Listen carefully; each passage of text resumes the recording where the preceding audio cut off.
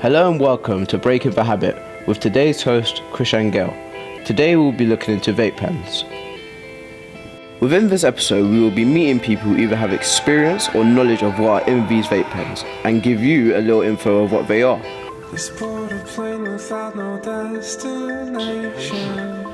are you, sir? I'm very well indeed. Smoking is the largest avoidable cause of death in the UK and is a global threat.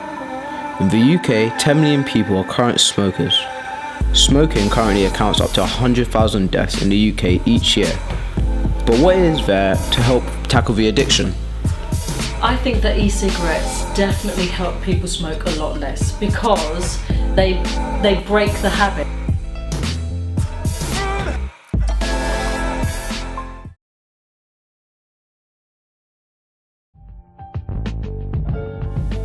Here you have your three standard types of vapes. This is what a vape pen looks like dismantled. It is really made out of three parts: a battery, an atomizer, and the tank that holds the nicotine liquid called e-juice. Most vape pens use a standard fitting called Ego, which makes the batteries and the tanks interchangeable. Tanks can hold up to 1 to 2 milliliters of e-juice, and there's approximately 50 drags per milliliter of e-juice. Nicotine strengths are offered in multiples of 6 milligram. Vape pens were invented in China year 2003 and was introduced to the UK in 2005, and they have been a craze ever since. But yet no studies have proved that they are 100% safe and free of health risk.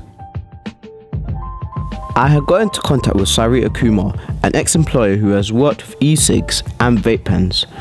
Hopefully she can give me her thoughts on vape pens. Sarita nowadays rests at home and looks after not one, but 2 daughters.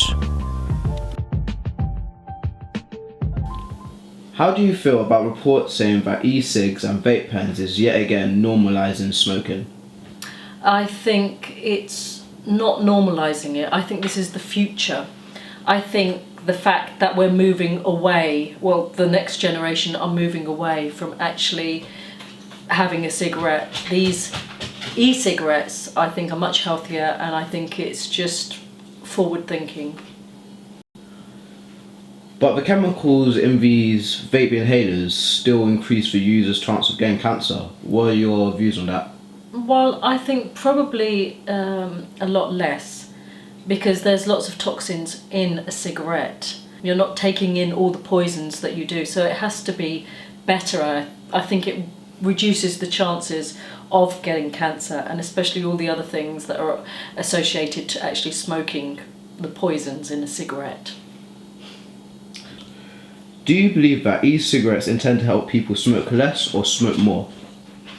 I think that e-cigarettes definitely help people smoke a lot less because they break the habit. So I have friends who were regular smokers. They were probably smoking about 15, maybe 20 a day, and now they find they've cut back to 2 cigarettes because they can use the e-cigarette during the day and just then have a couple of cigarettes in the evening.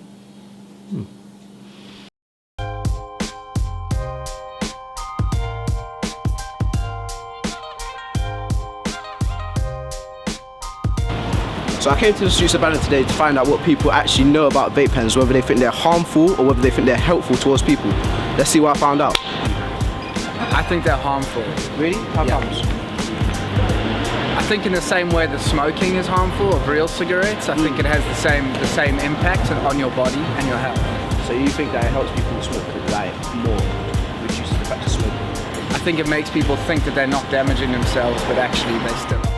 Personally, I think they're helpful because if you actually look into the damage they're doing compared to smoking, smoking is worse. And if they help somebody who, like my boyfriend who's been smoking for 20 years, finally give up, and even though it's slowly, if it helps them give up, I think it's a really good thing. For people.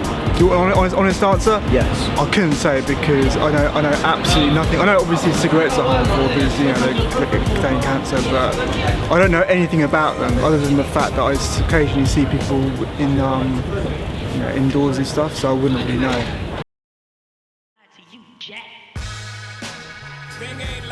My next stop, I travelled to Brighton to meet and interview Dodger Phillips, an ex-university lecturer in healthcare. Dodger is also an ex-smoker and has his own opinions on the vape pens, and has invited me to his home where the interview will take place. You can blame Sean, but I ain't inventing the game. I just rolled the dice trying to get some. Hello, sir. Hey, how are you? Very nice for you to invite me to your home. That's all right. You're very Very, very special. I've come just to ask you a few questions because I know that you're a specialist of vape pens or vaping cigarettes, e-cigarettes. Part of the reason why they've developed the vape is not because it's better for people, it's because people still wanted to smoke indoors. There's been rules all over the world, not just in the UK, but all over the world, that you're not allowed to smoke in public spaces. So you can't smoke in the cinema, you can't smoke on the buses, you can't smoke here, you can't smoke there. And the vape was one of those things early on that you could use in an indoor space, because people kept saying all you're blowing out is water vapor. All of the nicotine goes into your system. That's not been fully explored whether that is actually the case. But what we do know is that people are still addicted to nicotine. So using that as a way of stopping smoking, okay, you're not going to get carbon monoxide, you're not going to get tar, you're not going to get the tiny levels of cyanide that's in normal cigarettes, cyanide. But hey, it looks cool. It fits in your pocket. It it looks like a it looks like a little gizmo. It goes really nicely. See?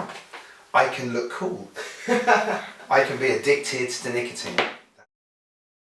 Do you think that these little vape pens still can cause cancer?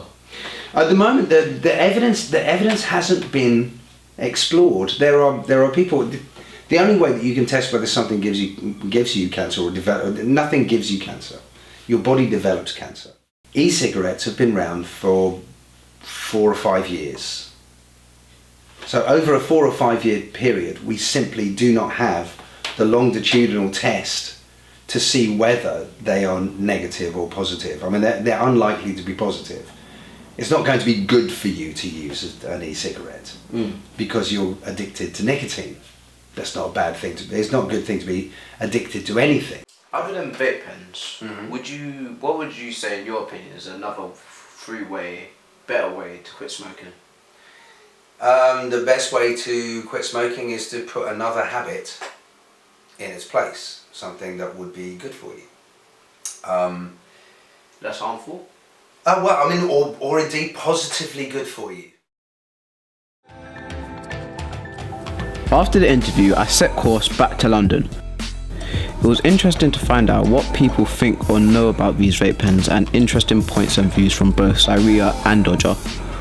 Although, from my last interview with Dodger, I wonder whether the companies who sell the products will soon one day have enough research to prove that vape pens are 100% safe and free of health risk.